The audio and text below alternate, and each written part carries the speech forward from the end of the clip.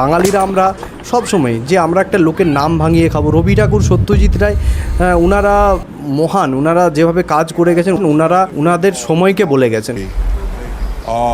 It dealt with religious dogma. এবং সত্যজিৎ রায় যখন কাজ করেছেন বা মৃণাল সেন, ঋত্বিক ঘটক যারাই কাজ করেছেন তারা তাদের সময়কে বলেছেন এবং তাদের সময়ে দাঁড়িয়ে তারা ফিউচারটাকে একটা দৃষ্টিভঙ্গি বলে দিয়ে গেছেন। কিন্তু আমরা কি করব এখন, সত্যজিৎ রায় কি করে গেছে সেটাকে না ভাঙিয়ে আমরা কি করব, নতুন কোনো জিনিস, আমরা আমাদের সময়ের নতুন কিছু জিনিস করব। আর আমাদের যে ছেলেমেয়েগুলো আছে তাদেরকে আমি কাউকেই দেখতে পাই না যে একটা কম্পিটিশন মনের মধ্যে আছে। তারা সবসময় একটা নিচু, মানে কারো পায়ের তলায় বেঁচে থাকবো এইটুকুই না, উনি পরিচালক, উনি এরকম করেছেন, বাবা উনি বিরাট, দেখুন উনি ভালো করেছেন, উনি লেজেন্ড।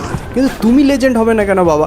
তুমি সত্যজিৎ রায়ের সাথে কম্পিটিশান করো যে আমি একজন ডিরেক্টর, উনি উনার সময়কালে ছবি বলেছিলেন, আমি আমার সময়কালে গল্প বলবো। কিন্তু এই যে কম্পিটিশানটা করবে, যে রিস্ক নেবে, তার মতো পরিবেশটাও আমাদের নেই। প্রডিউসার প্রচুর রয়েছেন, ইনভেস্টার প্রচুর আছে, টাকা প্রচুর আছে, কিন্তু ট্যালেন্ট নেই। ট্যালেন্ট দেখে যে প্রডিউসার এগিয়ে যাবে সেই অবস্থা কিন্তু প্রডিউসারেরও নেই, বা যারা ইনভেস্ট করছে সে তার নেই।